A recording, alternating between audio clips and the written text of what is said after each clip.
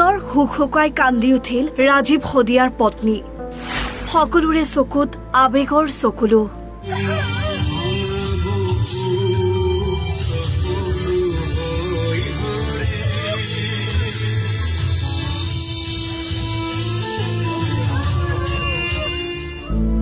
দেওবাৰে ৰাজীৱ শদিয়াৰ আদ্য শ্ৰাদ্ধ আৰু আদ্য শ্ৰাদ্ধৰ প্ৰাকখনত প্ৰয়াত গণশিল্পীগৰাকীক শ্ৰদ্ধাঞ্জলিৰে শনিবাৰে মুকলি কৰা হয় এটা গীত। গীতটিত কণ্ঠদান কৰিছে কণ্ঠশিল্পী বিপিন চাওদাঙে। গীতটিৰ কথা ডক্টৰ বিনোদ চন্দ্ৰ বৰাৰ আৰু সুৰ দিছে ডক্টৰ নিৰুদ বৰুৱাই।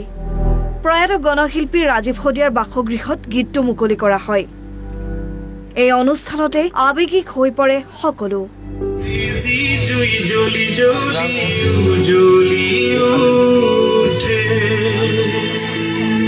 চকুবোৰ অঙঠা হৈ আকাশতোৰে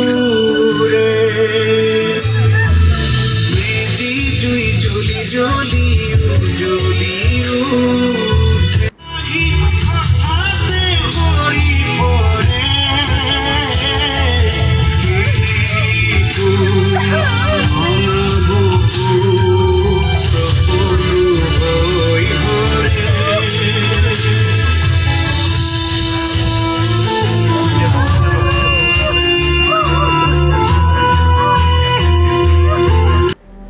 গীতটি কোনো ব্যৱসায়ৰ বাবে নহয়, ৰাজীৱ শদিয়ালৈ শ্ৰদ্ধাঞ্জলিৰ বাবেহে মুকলি কৰা বুলি জানিবলৈ দিয়ে বিপিন চাওদাঙে।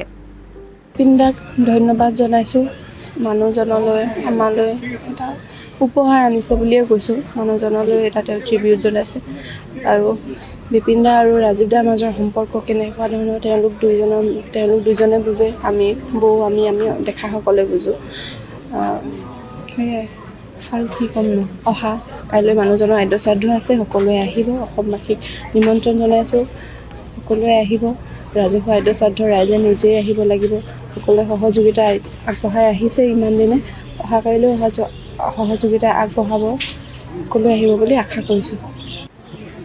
নমস্কাৰ, আপোনালোকৰ চেনেলৰ জৰিয়তে সমগ্ৰ অসমবাসী ৰাইজলৈ স্নেহ শ্ৰদ্ধা জনাইছোঁ, ভক্তিভৰা সেৱা জনাইছোঁ এই অভাজনৰ তৰফৰ পৰা। হয়, মাজুলীৰ সাংস্কৃতিক বিশ্ববিদ্যালয়ৰ তৰফৰ পৰা মাজুলী সাংস্কৃতিক বিশ্ববিদ্যালয়ৰ পঞ্জীয়ক ডক্টৰ বিনোদ চন্দ্ৰ বৰা দেৱে এটি গীত লিখি মোৰলৈ পঠাইছিলে আৰু সেই গীতটিকে সুৰ কৰিছিলে মাজুলীৰ সাংস্কৃতিক বিশ্ববিদ্যালয়ৰ উপাচাৰ্য নিৰুদ বৰুৱাদেৱে। তেখেতলোকে মোক ক'লে যে বিপিন, আমি এটা গীত লিখিছোঁ মাজুলী সাংস্কৃতিক বিশ্ববিদ্যালয়ৰ পৰা, গতিকে এই গীতটি তুমি গাই দিব লাগে। গতিকে তেখেতলোকে অনুৰোধ কৰাত মই গীতটি গাবলৈ চেষ্টা কৰিছোঁ।